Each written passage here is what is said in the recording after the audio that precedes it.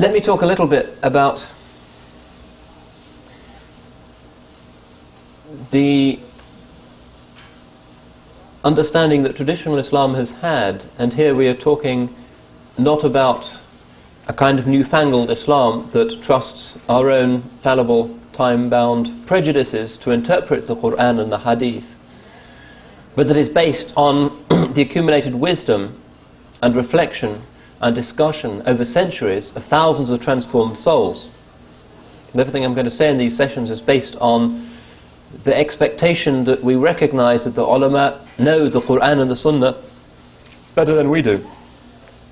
Another sign of the dispersal and confusion of the modern Muslim mentality and our initiation into the logic of multiplicity is that we are now trusting ourselves, and we say Qur'an and Sunnah, Qur'an and Sunnah, neglecting the fact that the Qur'an and the Sunnah always has an interpreter, and that interpreter can either be ourselves or it can be the consensus of thousands upon thousands of great transformed souls, people who know the Qur'an and the Sunnah outwardly and inwardly better than we ever will. So I would say that it is a form of implicit shirk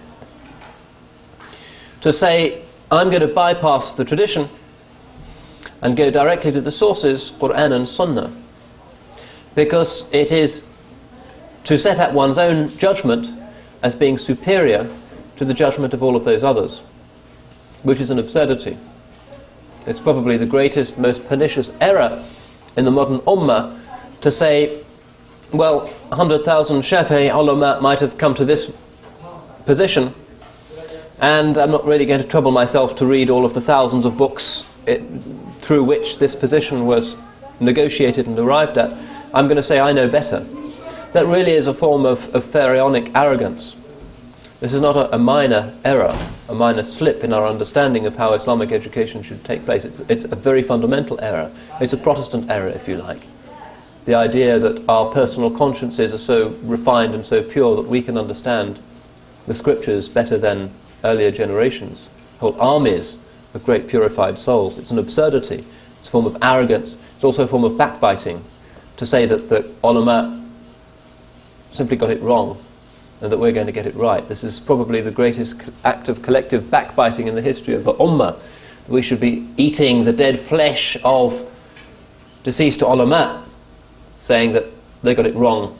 They were people of taqleed, they were Ash'aris, they were Hanafis, they were whatever, and we can get it right.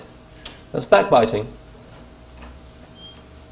So what I'm going to say is going to be based on the certainty that our minds are infinitely more fallible than the minds of past generations of great ulama.